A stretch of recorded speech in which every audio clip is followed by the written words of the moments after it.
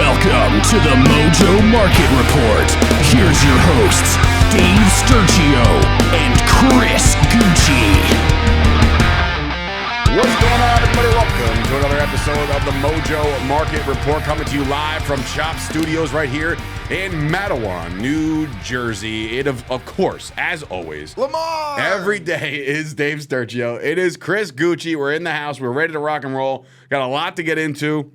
Obviously, last night, first round of the draft comes and goes. There are a couple people still hanging around the green room right now. I feel terrible. We'll talk about it. I love it. I mean, it's brutal to watch, dude. I'm sorry. I mean, you had to go through it with the whole Rodgers thing way back when, but at least he got picked. He had to go through it. I mean, I'm just saying, as a fan. It worked out for Rodgers. It did. So we'll get into that in a couple minutes. And, of course, we got the NBA playoffs rolling on. We'll make some predictions for the weekend because we got some game ones starting over the weekend as well. And then we'll make some predictions for day 2 and 3. For the NFL draft. Did the NBA just take a seat for the NFL draft yesterday?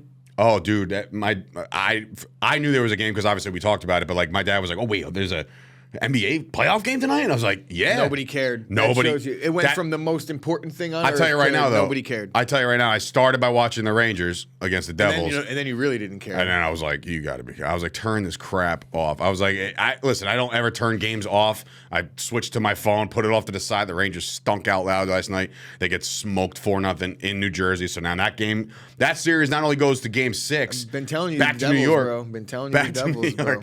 That game goes back to New York, and I got an event at WrestlePro on Saturday night. I can't even watch the potential funeral for the New York Rangers. So maybe that's a good thing, or maybe that will set me off, and maybe I'll go beat up a guy or something. So we'll see what happens on that one.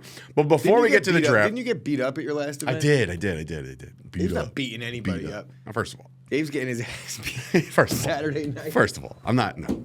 Anyway, that's funny. It's great. Anyway, before we get into that, if you know, you know. Yes. Before we get into the draft and how that all shook out, you got yourself a brand new shiny contract for Lamar Jackson, who put it out there himself right away. Ravens Twitter, he put out a video. Hey, I'll be here for the next 5 years. 5 years, $265 million exceeds what Jalen Hurts just got paid. So now I ask you, clearly this was either option A, they get him, option B, he sits. It felt like there was no suitors that were going to come in and jump the gun and say, hey, we want Lamar. I don't think that was ever going to happen. You said he was going to be a Raven or he was going to sit. Massive deal, especially after the Jalen Hurts deal. I said Lamar's about to sign a massive There's deal. your prototype. And he upped him a little bit. He did up him a little bit. And I'm going to quote the great Robert Griffin III on this one. I watched him yesterday speak about this very situation. He is actually a good analyst. Yeah, I think he is. He is. And he was actually a really good football player. Yeah. Too. Crazy thing about Shanahan. Didn't care. But he said, all the critics out there that were screaming loud, talking about Lamar needs an agent, now need to apologize equally as loud. And I kind of talked a little bit of crap about it as well, saying you probably should have an agent. That's not true at all. But that's not. Look, could we just say what the actual precedent that was set yesterday? And I think other players will start to follow suit. You have to be, first of all, it takes a special talent to be able to negotiate that type of deal. That's where I was going with it. First and foremost. Secondary to that, he's not the only guy in history that's considered a major talent. Lamar Jackson, what he just did was he negotiated the largest deal in history of the NFL without an agent. That is something to be said for that. Here's where I can counterpoint that, okay? This whole thing was dragged out because he didn't have an agent, which is fine because at the end of the day, they got their guy. He got this money, great. But what I will say is that if you're the guy, and I said this about Dak, I said this about everybody that comes up, Daniel Jones even, when the Ravens know that that's the guy and they're not going to move on and they have to get him. They signed OBJ, right? Lamar's the guy. It's not going to take a genius to figure out that Lamar Jackson is supposed to get more than Jalen Hurts. That's the market. Therefore, there was no Lamar didn't come in here with a suit and tie and say, yo, here's my demands. No. The Ravens saw it. They're crap. But I'm speaking specifically on the point where it's like he wasn't getting the deal. And the understanding or the critique at the time was no agent because he didn't have an agent. I know. Well, and now his mama gets $7 million. Now she's getting whatever she wants. Well, that too. But if you want to talk about percentages, but now he's got the biggest deal. And if you really want to be honest, I think it was the best play he could have made because A, he got his money. He was never going to get the fully guaranteed. And I think what the disconnect started was Deshaun Watson contract really was the outlier, and then Lamar had it in his head, well, that's what I want, because that's the real market. But then it took a couple other guys to sign To see thereafter the new to real see the market. new market, Yeah. and Lamar kind of played along, and even Cleveland restructured that market a little bit. So, in any event. But I wanted to say real quick, though, what did work out for him was when you make noise the way he did, and you kind of saw Rodgers do it to kind of get his way a little bit with the Packers last year and the year before, is that he got Odell in town, right? They went out and drafted a receiver in the first round. They did. They gave him the weapons now, so he made hell. He raised hell. He got paid. Now he's got weapons. Well, guess what? Now you have no more excuses either, so let's get after it, Lamar. And you know what? You got no more excuses for the next 5 years because clearly that's linked together. Technically, 10. Zay Flowers. 10. No, but I'm saying Zay Flowers, who was drafted. I know, but if you look at that contract, it's going to take them at the back end of that to do something special to keep Lamar around. We'll see. You know, they're going to be restructured. That contract's going to bleed out, much like Dak did, and much like Jalen Hurts will. I know. All right, let's get into it. The NFL draft, ladies and gentlemen. Round 1 recap. Big time splashes early on. The consensus number 1, everybody kind of knew it. There was no really ifs, ands, or buts about it. When Vegas odds were coming out, the Mojo Markets odds and lines were coming out. Bryce Young, consensus pick. He's Frank Reich's guy. He's going to lead the Panthers into the next whatever amount of years, 5, 6, 7 years at the minimum. So you're looking at a Bryce Young quarterback who's got himself Adam Thielen down there. He's got Terrence Marshall down there. He's got a decent running back down there when they sign Miles Sanders. We'll see. That's going to be a project. He's an undersized quarterback. Everybody says that, they can compare him to he's literally the same height as Kyler Murray. So I think the comparison's coming out. Drew Brees. It's easy to say Kyler Murray because of the size, but when we're talking about breaking down the defense and things like that, I've watched Baldy NFL. He's my go-to for NFL film. Baldy, breakdowns. Baldy's breakdowns is great. Just what he was talking about, and this isn't my words, it's his, is that he hasn't seen a guy be able to break down and analyze a defense as fast in real time as he's seen Bryce Young, maybe ever. And he's like, I hate throwing names out, but this guy's the real deal. Ignore the size. I choose to ignore the size as well. He was the consensus number 1 pick pretty much all season long. Anybody that you ever talked about, it was just like for a it was solidified. He He was the consensus number 1 pick when the Panthers made the trade because clearly there were the Bears weren't going to take Bryce Young first overall. Will Levis was plus 400 to go second overall this week. That's a massive storyline as we roll through the first round. Guys like Will Levis, Hendon Hooker you expected because he's coming off ACL. But guys like Michael Mayer, who I thought was one of the better tight ends in the draft, he slips all the way out of the first round. So somebody's going to get a steal in the second round. And, there could be a thing. I stayed up and watched every bit because, when the Packers picking 42, I'm like, that's like range where you could make a jump. Get back up and yeah. That is the range when you have 2 of them at that. Right. 42 and 44. You got to give it up for the Houston Texans. Now, I don't know exactly. Clearly they had a lot of picks this year, and they got a lot of first-round picks. They had 2 first-round picks next year, so they were able to dish one off to move up. Yeah, could we also just understand that leading up to the draft process, please, it's absurd. They were never not on Stroud. Never not. That was a guarantee. They were never not. And we didn't, and they were hearing about it. And clearly they weren't out on Will Anderson. And then right before the draft started, it took you up till now. A guy on the panel was like, "Yeah, I don't know where everyone's getting all this stuff from. The Texans GM literally hasn't said a word to anybody. So everything that was reported was just made up the entire time." The entire time. There's a lot of teams like that. Credit to the Cowboys, too. I know I blow smoke up to my team. No, but seriously, for 2 years in a row, they've kept it so close that everybody was like, Cowboys gotta go here. You're picking gotta later. Go there. When you're picking later, you almost have no choice but to keep it guarded because you don't want to start spouting out names. Yeah, because then people start jumping you like the Bills did. Yeah, they're playing for the Eagles. I'm not sure. I think the Steelers jumped the Jets and got that tackle the Jets wanted. Oh yeah. Oh, absolutely. And you know what? Who just gave him the big was Bill Belichick. Belichick was like, yeah, you want to jump and get this tackle in front of me and keep him from the Jets? Yeah, we'll do that. But talking about the Texans for a second, CJ Stroud is their guy for the future under D'Amico Ryans, new head coach. We'll see how that pans out. But then they trade some capital this year and capital next year to get back-to-back picks. I don't know. I know we did the research last week or 2 weeks ago when we were prepping for the draft of when this has ever happened where you have back-to-back top 5 picks. But guess what? This is the newest one as they go out and get Will Anderson Jr., the best edge rusher in the draft. So all of a sudden you're looking at the Texans and you're like, nice little foundation you built there. Let's see if you can build around it. They still have they lack a lot of talent down there. They got my boy Dalton Schultz down there, so they will stack this together. We'll see what happens with the Texans, but you got to tip your cap. You have to, because they knew they had multiple firsts next year because of the Deshaun Watson trade. So now all of a sudden, they had some parts to move to get right back up there. I could sit here and pretend like, I don't know if they did the right thing because I'm not sure about CJ Stroud, but that's exactly what it is. Like, I'm simply just not sure. I think he has a chance to be a good player, but most quarterbacks don't pan out. I think they could. Especially from Ohio State, right, Mike? They could find themselves in a situation next year at this time where they're like, we have the one pick and we can't even take the clear one pick. Hey, Caleb, what are you doing this year? What do you do if you're the Texans next year? You have CJ Stroud.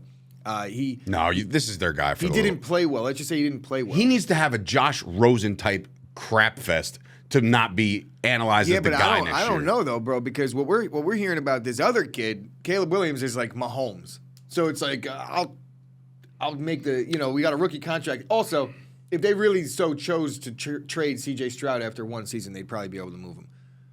We'll see.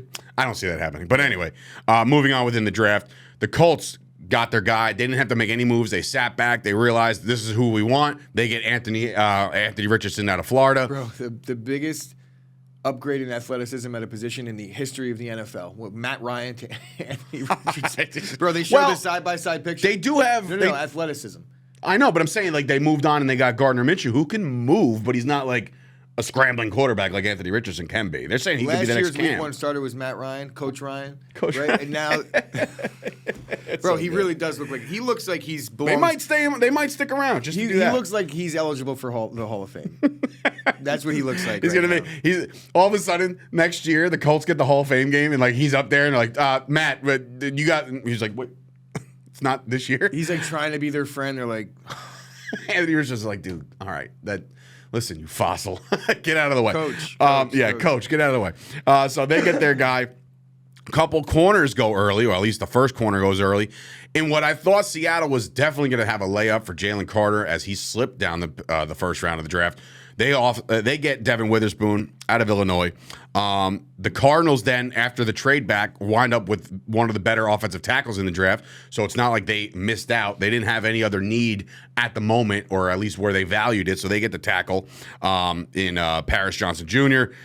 The bigger splash of the first round, I think, besides the Texans, was the Falcons taking Bijan Robinson at number 8. Now, we said this. We said it could have been a possibility. I did read that it's a possibility. If you're Tyler Algier on the Mojo Market, he just plummeted a little bit. If you're Cordarrelle Patterson, you can now retire. I don't know, man. Bijan Robinson, just based off of everything that everybody said, seems to be a legitimate threat to be a day one guy he's an absolute animal. RB1 in Atlanta right out of the gate. There's not a debate on that. I don't care what Cordarrelle Patterson's getting. Cordarrelle Patterson's been a gadget guy his whole career. He'll have no problem. Cordarrelle Patterson's one of the best consummate locker room teammate guys you can have. Sure. He's down. So check out the offense. Desmond Ridder, the jury's not still out on him, but you have Bijan Robinson, you have Drake London, you have Kyle Pitts. You got a nice little core there. If it all puts together, the Falcons can put some points on the board. What you see right there, I think what I watched with Atlanta last year, I think they were the second highest run rate in the NFL, or if not first, going into like the second half of the season. I think a couple other teams kind of took over that.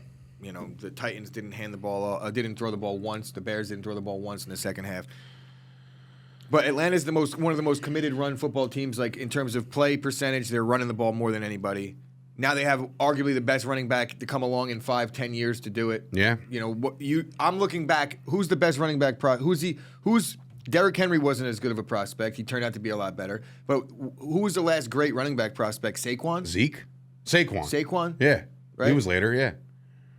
I mean, he went way early. Is 8 too early? You're about to find out in 4 years. I put more of like a AP comparison on him than a Saquon Zeke. Sure. Body of work, absolutely. The guy's a monster. So I'm all in on the Bijan thing to Atlanta. I think their running game just obviously as long as they're not in Philly, but Philly did do well. Oh, boy. The Philadelphia Bulldogs, by the way, cleaned house. As they trade up right after Bijan went, they trade up with the Chicago Bears. So I was MFing my boy Jay Silva to death. I'm like, why do you have to make a trade right now with the Philadelphia Eagles? They trade up, and they go get Jalen Carter. Now, everybody knows the history and the story with him. Whether that trickles into his pro career, who knows? Nothing's settled yet, but you never know. It's like not a good sign when you know Roger Goodell personally already, and he walked up and did the whole. That means that they've met. Well, they're going to meet. They're going to meet. They're going to be best friends. Listen, Jalen Carter's a monster. He's a beast. Everybody knows about the guy. It's a steal pick for the Eagles. It's a luxury pick. Now, look, they're getting older on the defensive line with Fletcher Cox, Brandon Graham. They got a lot younger now. Jordan Davis. Davis last year. They had N'Kobe Dean last year, who didn't really pan out yet, but he will. Gonna be their star. Right. So very good things about it sucks. It sucks to be a NFC East fan right now because those boys are loading up on defense just after they lost a couple pieces on the back end. The Eagles will be right back in it, and the Eagles will go and get themselves 12, 13, 14 wins again. So the Eagles probably dodged a bullet because I don't know if Jalen Carter was there, they're having to take him. They're not taking him Bijan over him. No shot. I don't think so either. I think Jalen Carter, the reason there's no, like, for me, and there was I got a lot of questions. I'll just fast forward to the next Eagles pick, Nolan Smith. Like, why? What is?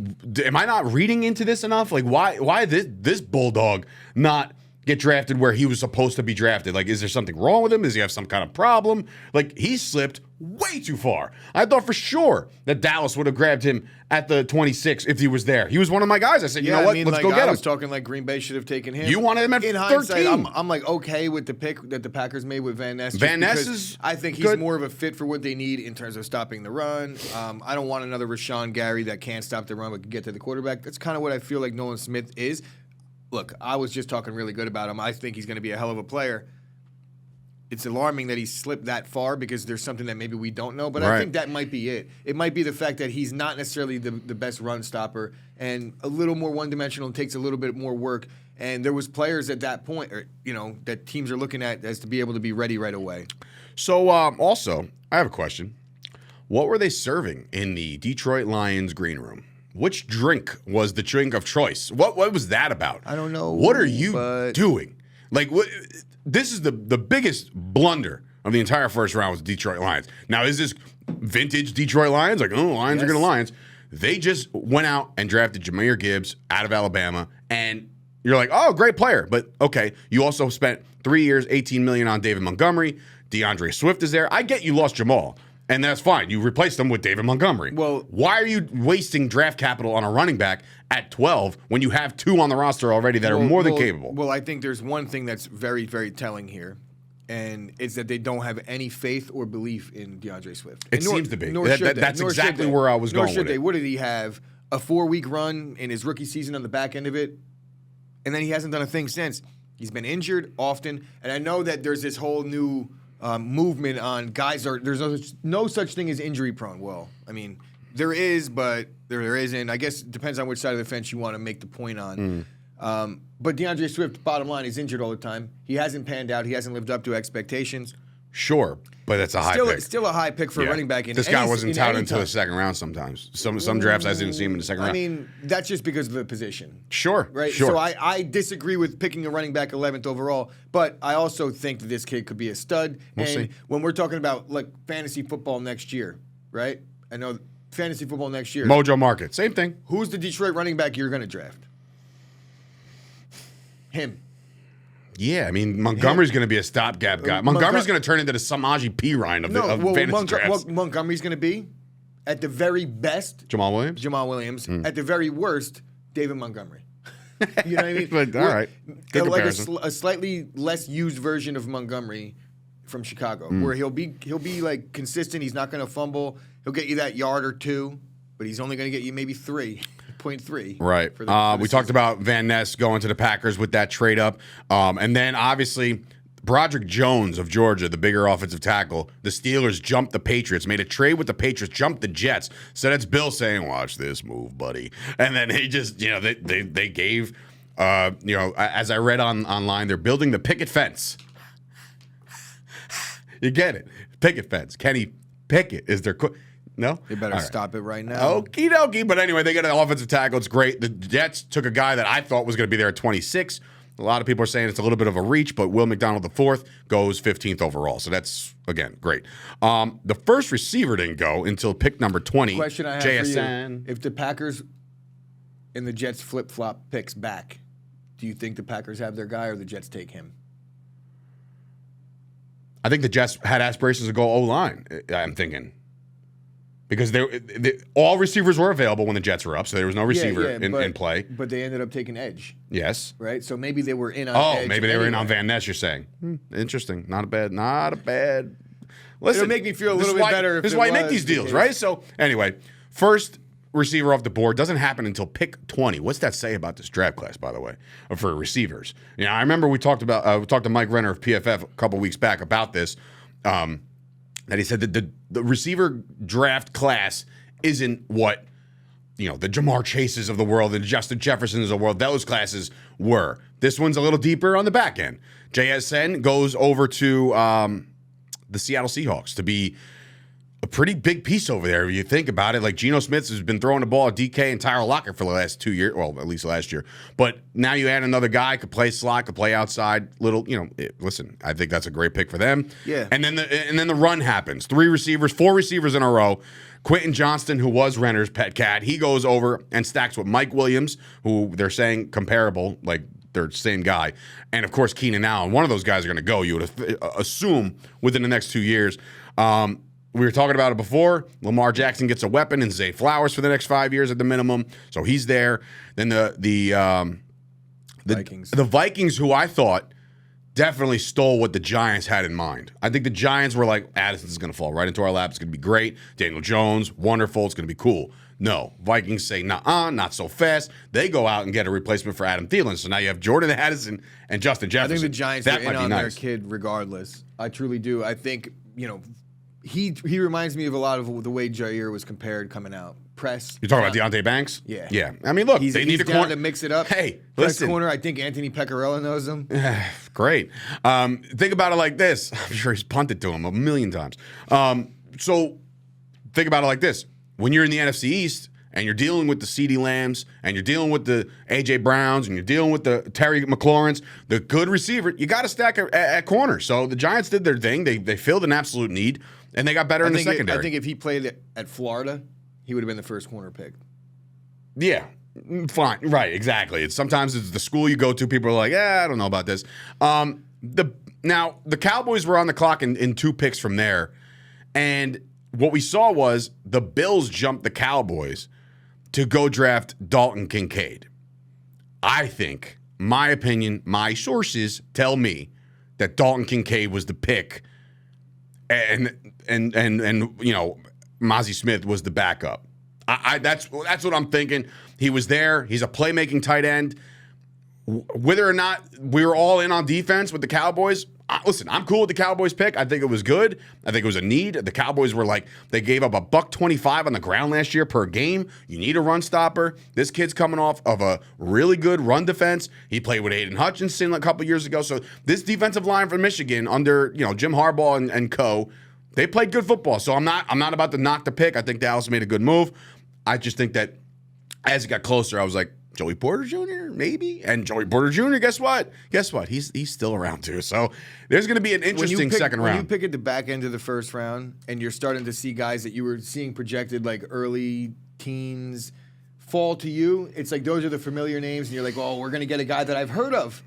That's the thing, right? That's really what it comes down to in the same NFL thing as last year. I remember we were at the bar last year for the draft, and I'm like, oh, we're going to get this guy, and then they go out and get Tyler Smith, offensive tackle. I'm like, the frick is going on here, right? But listen, it turned out to be a very, very valuable pick. Tyron Smith went down, tore his hamstring. We're like, oh, well, we got this kid. I'm the guy in the draft. First of all, I watched my nephews get their first draft day disappointment yesterday. I was like, oh. First what? Draft day disappointment because like my nephew's posting like their projected lineup with their new receiver that they're going to get. And I was like, you guys have no idea where this is headed, do you? You have no idea. So, and then I watched the pick happen. I walked down. I said, you guys disappointed? And he's like, what was it? Like, so it doesn't even make any sense. Oh, man. Like, oh, yes. Here we go. Yeah, I was going to say, man, that's going to be a fun and I said, be careful house. how you treat this situation because, you just have to say this. Look, hey, I don't know. He could be really good. Not who I would have picked. But guess what? I'm watching the draft at home with my nephews. We'll see. So anyway, day 2 comes up tonight. Does Will Levis get drafted early? Because honestly, he might not get drafted at all. All right, just calm down. I saw the video again today of the coffee thing.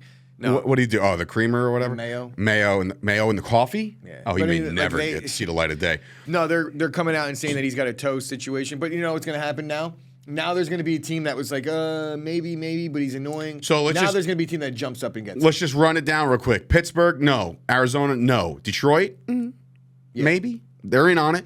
Colts, no. They just got their guy. Rams, Yes. potential. So there's 2 spots right there. The Seahawks, potential. I think there's more. Pete Hendon Carroll Hooker. actually told Geno Smith, according to what I heard today, Pete Carroll said, look, when the value's right, we're going to get a quarterback. I think it's Hendon Hooker in Seattle.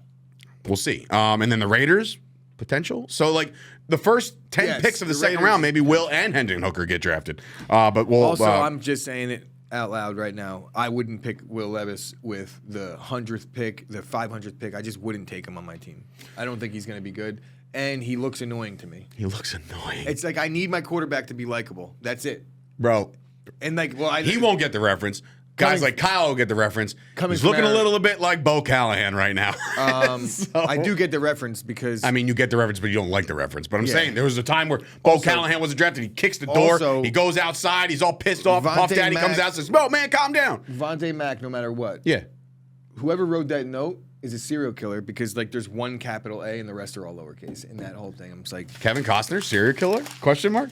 Anyway, NBA real quick before we get out of here. There was one game. There is an advancement here, and the Boston Celtics take care of the Atlanta Hawks last night, 128-120. Obviously, Tatum goes for 30. Jalen Brown goes for 32. They played a well-rounded game. I can't even pretend to lie to you as if I watched a minute of this because obviously the draft and the Rangers and everything like that. Saw the highlights. Clearly, Trae Young, when the game's on the line like that and you got to perform, you cannot go 4 for 12 from three-point land. You just can't do it. Not in a situation like this where you're playing catch-up. But now he got he was iced out. ice cold. He got ice cold. really it came down to that inbound sequence. Did you see that? No, I did not. They couldn't get the ball inbound. It was bad. Solid coaching. So tonight, 2 series could also be put away. You got the Kings and the Warriors. That game's in Golden State. Warriors up 3-2. I think they put it away. I think the Warriors take this one. I know you're on the Kings, but not in Golden State, not tonight. Am I though? I mean, you were for a little I while. want the Kings to win this game, but I have no idea. I think the Warriors take care of business. I also think the Lakers take care of business as well. So 2 teams can move on. I think somebody tonight. on the Grizzlies guaranteed Game 7. So Oh, that's fun. Lakers. That was stupid. Why would you do that? And then now LeBron's going to drop 50 on your head. Like, that's so stupid. He's gonna drop like 20. I get 18 it. and Be confident. Wonderful. But, like, come on. Game 1, Saturday, Suns and the Nuggets. Who do you like in that series? Suns. The Suns to take out the 1 seed Nuggets. So the Suns obviously have been playing real good basketball. Until something happens to the Suns, like Chris Paul gets a torn groin or something's happening to Chris Paul. We know that's It's like the story is written already. The playoff Chris Paul injury is coming, guys. I promise you. So we'll see if that happens. And, of course, the Mecca will be very, very loud this weekend. Clearly, the Rangers are back there on, on Saturday night. Don't know how loud it's going to be for them. They're playing lifeless. But the biggest thing, obviously, is the New York Knicks Game 1 against the Miami Heat. You could feel it. You could feel the tension in the air. You could feel the memes coming out. You could feel the comparisons between the 90s rivalry. And now you get a rivalry renewed in which now it's the Miami Heat, it's the New York Knicks, and the winner of that series will play this winner of the 76ers and the Boston Celtics. So, Knicks, look, man, I would love for them to win this series. I think they can. You look at the Miami Heat team, when you look at them, they're banged up. They lost a lot of players over the course of the last week, just in general. Jimmy Butler's playing all world. Can't take anything away from him.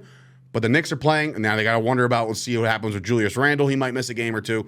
But I think the Knicks are playing with a lot of momentum right now, heading back into the Garden, because when you go back down to Miami for this series, it ain't going to be fun. It's going to be a very loud, ruckus crowd, and you got to take the games early. You got to take Game 1 and Game 2, both of them. No, don't give Miami any hope and split in the Garden. Take them both. You got to take them both. So that's that. They're not taking them both.